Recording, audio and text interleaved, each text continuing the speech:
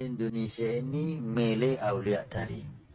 Saya izinkan Habib masuk ke semua penjuru Jawa Barat, masuk ke Banten, masuk ke Kidul, masuk ke Pamengpek Garut, masuk ke Tasik, masuk ke Cirebon, seluruh daripada tanah Pasundan ini, karena Habib keluarga Nabi, karena Habib yang miliki ini tanah.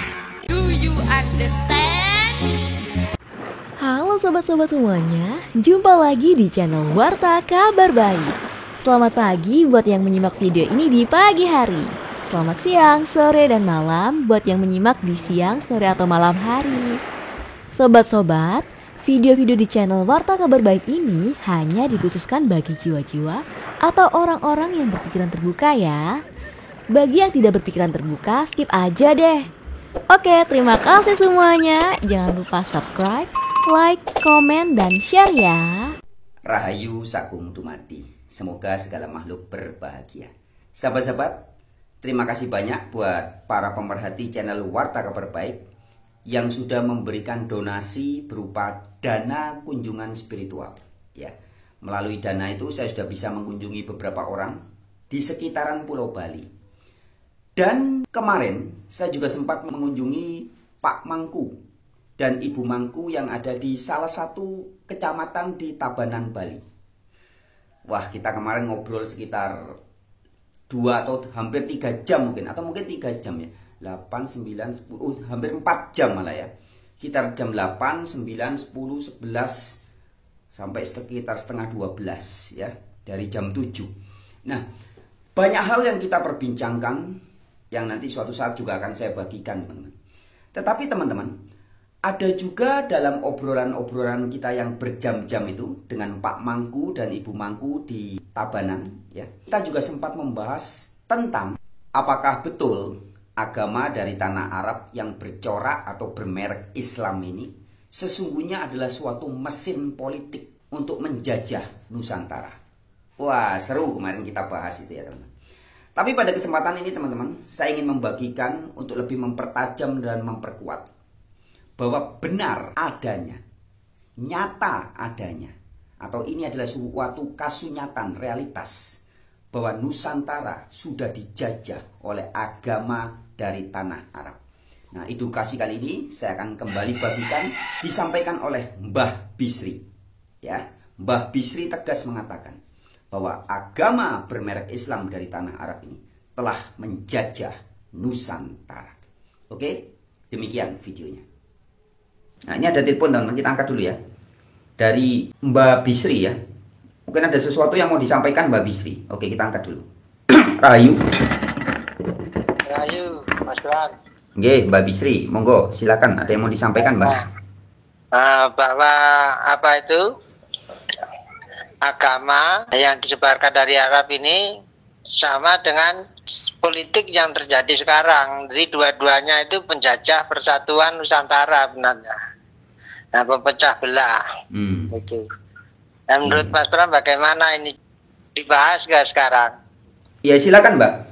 Kalau menurut saya sih bukan hanya memecah belah Nusantara ya, bukan hanya menjajah Nusantara, ya, tapi juga seluruh dunia. Seluruh dunia, Mbak. Nah, putus-putus apa enggak sama? Enggak, jelas, silakan Mbak. Jelas. Nah, itulah nomor 1. Ini pelan-pelan ya. Ya. Nanti saya jelas. Nah, nomor 1 masalah. Ini temanya saya membahas tentang penjajahan loh, Mbak. Iya. Ini penjajahan kan? Iya. Lanjut. Nah, ya penjajahan. Ini judulnya ke situ nanti ya. Ya, silakan, Jadi, Mbak. Islam itu menjajah. Oh ya. Karena dia tidak paham ajarannya sebenarnya. Oh, gitu. Iya. Ajaran yang dari Nusantara yang diajarkan itu yang katakan mempersatukan, merukunkan seluruh dunia. Rukun Islam itu tadi menyatukan seluruh dunia itu supaya paham kita sebagai manusia, dari rasa kemanusiaan itu tadi ada. Jadi tidak bermusuhan seperti sekarang, saling olok-olokan itu tidak ada kalau mengikuti dari sejarah konsep dari Nusantara itu. Iya. Karena dia tidak paham itu makanya menjadi agama politik tadi, karena itu kan buatan dia. Jadi yang dari Nusantara itu dihapus. Di antaranya itu menjadi ayat atau kata itu yang nggak terhapus, makanya itu bisa Mbak Bisri melacak begitu loh. Iya. Dengan adanya agama tadi kan menjadi pisah-pisah. Contoh itu tadi menjadi adat istiadat di Nusantara pun seluruh Nusantara akhirnya menjadi satu adatnya dari adat dari Arab. Itu kan penjajahan. Betul ya Mbak ya. Ya, seharusnya setiap desa kalau di Jawa itu siji desa mawa cara. Artinya lain desa, lain caranya. Jadi punya adat masing-masing, baik di Aceh, di Jawa, Jawa Barat, sampai seluruh Nusantara. Punya kemerdekaan mengembangkan adatnya masing-masing. Begitu loh. Bhinneka Tunggal Ika gitu Mbak ya. Iya. Nah, tapi kalau jadi adat masing-masing tadi tidak, istilahnya tidak merubah atau tidak menjadi permusuhan untuk seluruh Nusantara. Jadi justru saling menghargai. Kalau misalnya Mbak Bisri ke Aceh, ya mengikuti adat di Aceh, tapi tidak mengganggu adat Mbak Bisri. Bisa menerima, gitu loh. Indah. Jadi kalau orang Aceh kalau ke Jawa begitu juga. Nah, itu hukum adat. Iya, jadi indah, dihilangkan ya. oleh adat dari Arab ini, harus disadari oleh seluruh Nusantara.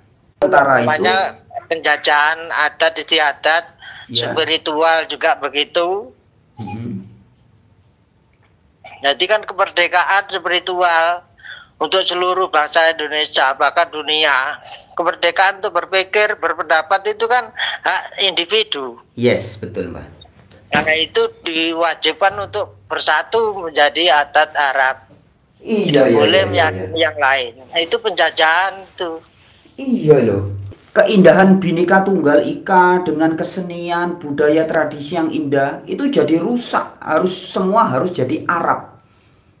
Iya, bajunya harus Mas Arab. Bilang itu bahwa Nusantara itu surga, akhirnya hilang surga itu. Karena bentuk-bentuknya harus dirubah menjadi bentuk seperti di Arab. Semuanya diarabkan, bahkan sampai baju-bajunya harus model Arab. Iya, itu tadi. Makanya disadari, nggak disadari seperti itulah kejadiannya. Iya Mbah, ini kan kasus nyata, realitas. Iya, baik ini saya menyangkut tentang politik begitu juga. Politik itu tujuannya mempersatukan Nusantara. Tapi prakteknya, realitanya kan justru terpecah-pecah menjadi berapa partai itu juga menjadi terpecah-pecahnya Nusantara. Kalau memang bersatu itu menjadi alat untuk persatuan kan harus jelas kan gitu dia. Setelah pilihan nanti ya bersatu. Ini kan tidak. Yang kita pandang sekarang ini setelah kalah tidak, dia nggak mau mengakui kekalahannya. Sama persis seperti di agama ini.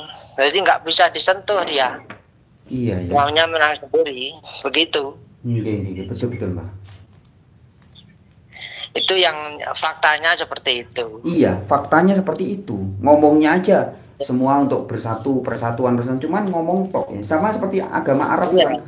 Agama sempurna, agama damai, agama cinta kasih ya. Tetapi prakteknya memusuhi perang. Tidak ada toleransi, tidak ada hormat sama budaya-budaya Nusantara, malah dikopar kapirkan, dimusuhi, dibilang pengikut setan, pengikut jin dan sebagainya. Iya, itulah yang terjadi. Yang terjadi seperti itu. Padahal yang diajarkan ke sana itu dulu kan tidak ada istilahnya adab apa itu adat istiadat, nggak ada. Makanya yang dikatakan syahadat itu tadi sebenarnya disahkan oleh adat. Jadi seluruh Nusantara, seluruh dunia nanti akan bisa menghormati setiap negara manapun kita tidak dianggap orang asing, menjadi satu persaudaraan begitu. Iya, harusnya begitu ya. Agama politik ini akhirnya menjadi asing-asing. Padahal kalau Hindu juga tidak ada mengajarkan itu, agama Hindu tidak ada. Yang ada ajaran Hindu seperti SMA 1 dan SMA 2 begitu loh sebenarnya. Itu ajaran spiritual. Jadi ajaran tauhid. Tauhid itu tahu kita, jadi tahu diri. Untuk tahu diri, caranya menembak bagaimana, caranya hidup ini seperti apa, itu sudah diketemukan. Iya, itu. Bahkan sistem istilahnya perjalanan dari Nusantara ini yang sudah dikaji, ini semuanya jadi bubar, gitu loh. Iya, benar ya Mbak ya. Tadi ilustrasinya Mbak Bistri itu bagus tuh, seperti SMA misalkan. SMA 1, SMA 3, SMA 10, SMA 11 itu kan semua ajarannya sama, cuman beda sekolah kan gitu. Beda gurunya saja. Iya, beda gurunya aja. Apa namanya? Iya, ajarannya sama. Iya. Nah, kurikulumnya sama. Ajaran dari Arab ini harus bahasanya Arab, nggak boleh lagi. Jadi cara menghitungnya pun begitu juga. Benar. Harus pakai Arab. Nah, itu makanya yang merubah, yang menjajah peradaban seluruh Nusantara, yaitu dari Arab ini. Jadi orang Aceh pun harus pakai bahasa Arab. Orang dari seluruh Nusantara harus berubah menjadi bahasa Arab. Ini disadari nggak disadari, inilah yang saya bilang, di dalam negara ada negara. Iya. Mau nggak mau negara ini mengadopsi sistem tata cara atas data dari Arab. Padahal kita negara Nusantara, negara Indonesia. Kan punya hak sendiri. Iya. Hak kemerdekaan gimana? Benar. Kalau misalnya dari Arab mengajarkan ke sini harus berubah lah bahasanya, jadi menjadi bahasa Indonesia. Begitu kalau di negara. Iya. Harusnya kan begitu, nggak betul nggak Mbak? Ya. Harusnya begitu. Kalau di Jawa bahasa Jawa begitu. Jawa, iya. Agama-agama lain semua bisa begitu, nah cuman agama Islam dari Arab ini nggak bisa, semuanya harus. Ya, itulah satu ini. Nah itu pun negara itu seakan mengiyakan kan, seperti saya bilang, mengiyakan semuanya itu iya, karena dia untuk mesin politik juga, untuk kemenangan politik ini tadi harus dengan ya 90% Islam tadi. Padahal Islam yang aslinya itu kan kerukunan itu sebenarnya. Isinya alam itu harus rukun, harus tahu. Makanya la ilaha illallah itu sudah saya jelaskan, itu pribadi individu. Wujudnya Allah itu satu. Bagi manusia satu itu tadi, kalau misalnya Mas Pram, ya Mas Pram itu yang tahu. Mas Pram mau apa, Mas Pram yang tahu. Itu wujudnya satu. Dan tidak ada duanya. Tidak ada satupun yang mengetahui apa yang diinginkan Mas Pram. Itu sebenarnya la ilaha illallah itu. Habis itu nanti Mas Pram supaya bisa komunikasi dengan kawannya lain harus punya adaptasi. Makanya ada sopan santun supaya kita bisa diterima cara bicara kita, perilaku kita dengan orang lain. Makanya di Jawa ada adat, istiadat atau adab yang baik. Tutur kata kita dengan orang lain, sopan santun, jaga sikap, itu supaya bisa diterima oleh orang lain. Begitulah adab Nusantara itu. Bukan harus mengikuti Jawa. Jawa itu tadi, Jawa itu artinya mengerti. Iya, sadar. Tapi siapa saja yang sudah tahu tata cara, berarti orangnya itu udah Jawa, udah mengerti. Itu ilmu pengetahuan sebenarnya. Jadi tidak berlaku untuk orang Jawa aja, seluruh dunia. Bagi yang sudah paham dengan ilmu pengetahuan, apalagi paham dengan spiritual, berarti dianggap sudah Jawa. Iya, betul. Sip. Iya, jadi fik ya, Mbak Bisri yakin 100% karena berdasarkan kenyataan dan fakta bahwa dalam prakteknya memang agama Arab ini menjajah, begitu ya. Jadi kita bukan menduga lagi, tapi ini fakta gitu ya Mbak ya. Ya. Itulah yang istilahnya kita itu dipaksakan. Jadi sebenarnya dari dulu itu dipaksakan. Jadi sebenarnya kan agama Islam ini kalau misalnya runtuh pun masih ada di belakang Islam lagi itu untuk meruntuhkan, masih ada tahap yang kedua. Oh gitu ya. Bisa, kalau orang Islam ini, orang Nusantara nggak sadar dengan ini, dibaliknya Islam ini apabila nanti selesai ini masih ada satu lagi sejarah palsu. Jadi untuk adu domba ini sudah ada dari orang-orang rombongan ini, sudah istilahnya sudah menyusun. Iya, jadi sejarah palsu itu yang dikatakan Majapahit dulu pernah perang sama Jawa Barat, itu sejarah palsu benarnya. Kita itu satu rumpun, kita diajari sama kakek moyang aja. Itu tidak pernah kita menghilangkan rasa persaudaraan. Nah itulah dia. Makanya dimulainya dari Mataram itu, itulah pecahnya menjadi kita tuh diadu domba. Penjajahan itu tadi enak dia masuk.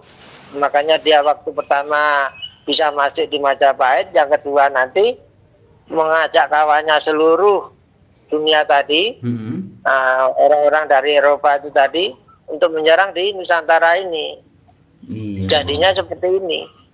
Kita dijajah seperti nggak bisa berkutik sekarang. Itu. Apalagi orangnya tidak mau sadar, tidak mau belajar. Namanya munggah kaji itu seperti apa? Munggah kaji itu evaluasi. Ini kalau bacaan ini artinya apa dan maksudnya apa, dijelaskan. Ini pokoknya bahasanya Arab semua, jawabannya pun tidak jelas. Nggak diterangkan. Akhirnya ya itu tadi, cuma ikut aja semua menjadi agama adat di Nusantara. Jadi ada orang yang pernah bilang begini Mbah, mencurigai bahwa sebenarnya yang penjajah sejati itu malah bukan Belanda. Penjajah yang asli itu ya Ba'alawi Yaman ini. Ya itu tadi, kan ini sejarahnya begitu. Sejarahnya dari Majapahit dulu menyebarkan ilmu pengetahuan untuk kerukunan tadi ya.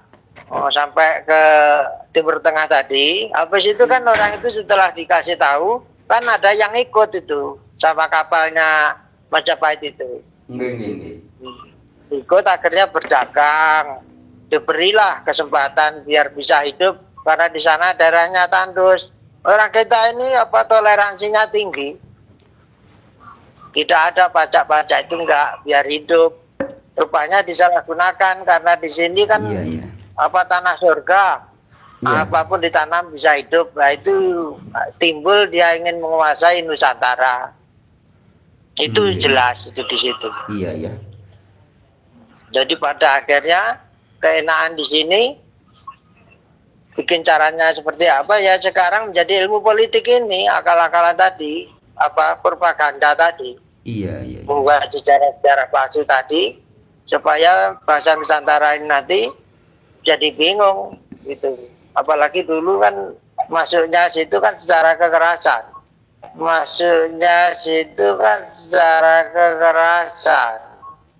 Tapi dulu menyebarkan Islam lewat pedang. Mana Islam menyebarkan Islam lewat pedang? Tunjukkan sama saya mana Islam menyebarkan lewat pedang. Kalau seandainya ada orang Nasrani, Yahudi, semua orang kafir yang mengatakan kepada Anda Islam dikembangkan, diekspansi dengan propaganda, katakan iya. Memang iya. Tapi dulu menyebarkan Islam lewat pedang. Mana Islam menyebarkan Islam lewat pedang? Tunjukkan sama saya mana Islam menyebarkan lewat pedang. Mana Islam menyebarkan Islam lewat pedang? Tunjukkan sama saya mana Islam menyebarkan lewat pedang. Subhanallah, semalam ada yang bertanya pada saya di Kalibata City waktu saya ngisi taklim di sana. Ustadz, bagaimana pendapat Ustadz bila ada orang-orang Nasrani yang mengatakan Islam itu diekspansi dengan pertumpahan darah, dengan jihad? Itu subhanallah, saya bicara hampir 45 menit mungkin hanya menjawab pertanyaan ini. Waktu itu saya bilang, kalau seandainya ada orang Nasrani, Yahudi, semua orang kafir yang mengatakan kepada Anda Islam dikembangkan, diekspansi dengan propaganda, katakan iya. Memang iya. Karena banyak orang Islam, subhanallah, kayak orang yang ketakutan kalau dikatakan Islam itu disebarkan dengan pedang. Saya katakan ikhwas sekalian, memang Islam dikembangkan dengan pedang. Jihad itu dikumandangkan memang dari dulu. Ada pengembangan Islam dengan dakwah, ada pengembangan Islam dengan pedang. Orang yang keluar dari agama Islam itu murtad. Wajib disuruh taubat 3 kali. Taubat kau, taubat kau, taubat kau, taubat kau. Kalau tidak juga mau taubat, maka wajib dihukum mati. Masuknya situ kan secara kekerasan. Jadi matinya betulan dulu. Jadi orang itu trauma, seperti trauma gitu. Jadi ikutnya itu karena terpaksa. Iya. Dan kelanjutannya orang-orang tuanya, kamu harus belajar ini, harus belajar ini. Jadi seakan-akan itu yang terbaik. Itu yang Mbak Fitri rasakan seperti itu. Katanya cuma ikut aja, artinya apa nggak tahu, maksudnya apa nggak tahu. Pokoknya katanya itu baik. Lama kelamaan belakangan ini kan udah nampak, untung dia cepat ketahuan menunjukkan bahwa dia ini satuan ini, istilahnya Pak Alawi. Kalau enggak, ya sudah dikuasai betul-betul 100% jadi milik dia. Kita ini jadi penonton, jadi budak. Indonesia ini milik Aulia Tari. Saya izinkan Habib masuk ke semua penjuru Jawa Barat, masuk ke Banten, masuk ke Kidul, masuk ke Pamengpek Garut, masuk ke Tasik, masuk ke Cirebon, seluruh daripada tanah Pasundan ini. Karena Habib keluarga Nabi, karena Habib yang miliki ini tanah. Do you understand? Iya benar, mereka sudah mengklaim Nusantara adalah milik Tahrim. Sampai berani bilang begitu. Itu tujuannya jelas di situ memang. Itulah makanya saya bilang orang ditolong jadi orang baik malah nggak terima kasih, malah membunuh orang yang menolong dia. Iya. Air susu dibalas dengan air tuba. Ya itulah ya judulnya itu di situ. Jadi luar Nusantara itu bukan istilahnya untuk makan itu untuk sendiri, tidak. Nah, jadi rasa kepedulian itu dari Majapahit dulu, subur makmur itu bisa dibantukan seluruh dunia lewat kapal. Kapalnya besar kan Majapahit sudah punya duluan. Iya. Dan dianggap menjadi kapal Nabi Nuh itu dari kapal Majapahit. Itu kan bikin propaganda sendiri. Yang bawa orang dari Eropa ke sini itu dari kapalnya Majapahit, nggak tahu bahwa itu pada akhirnya memusuhi yang menghidupi, inilah judulnya di Nusantara ini. Iya, Mbak. Terus pesannya Mbak Bisri ini, kita kan lagi live nih Mbak, live YouTube. Pesannya Mbak Bisri apa ini buat warga Nusantara supaya segera sadar, kemudian apa yang harus dilakukan? Bagi yang sudah sadar apa, bagi yang belum sadar apa Mbak? Ya, yang jelas sekarang kan sudah zamannya sudah canggih. Jadi anak-anak muda di seluruh Nusantara tolong pelajari betul-betul. Bagi yang sudah sekolahnya tinggi itu harus ilmunya melalui logika dengan nyata. Karena leluhur Nusantara itu bukan ngajari ilmu mahayal, tidak. Ilmu bisa dipelajari secara ilmiah. Bisa diteruskan menjadi pelajaran sekolah itu dari Nusantara. Kalau nggak ada pendidikan sekolah itu. Iya. Makanya untuk seluruh saudaraku seluruh Nusantara, yang nomor satu bagi penggemar Warta Kabar Baik, minimal kalau bisa ya, kalau tiap sore pada waktu ya ditonton dari channel Warta Kabar Baik, itu mengedukasi kita Mbak Bisri teliti itu sesuai dengan petunjuk leluhur. Nah, jadi saya mengajarkan pelan-pelan ikuti dari channelnya Warta Kabar Baik ini, supaya nanti bisa berubah kehidupan ke depan. Yang namanya Jakarta Anyar ini tidak lama lagi, kalau apabila nanti pemerintah tidak bisa menyelesaikan ini, alam nanti yang menyelesaikan. Jadi bencana-bencana ini sudah mempersiapkan diri semua. Kalau kita nggak punya persatuan nanti, ya kalau mati situlah, nanti punya grup masing-masing. Ya. Saya kira Pak, ini aja cukup, Bapak masih ada lagi Mas. Cukup Mbak Bisri, terima kasih Matur sembah nuwun. Rayu Batas Daya Warta Kuasa Nusantara. Khususipun dumateng sedaya penggemar Warta Kabar Baik. Dulu saudaraku semua seluruh Nusantara, Mbak Bisri minta maaf nggak bisa memberi arahan yang panjang lebar karena di posisinya hujan deras, di sini ada petir. Ya, mudah-mudahan untuk saudaraku seluruh Nusantara diberi kesejahteraan, diberi ketentraman dan cepat menemukan guru sejati untuk seluruh Nusantara. Gitu aja, rahayu satu itu lagi. Rahayu, matur sembah nuwun Mbak Bisri.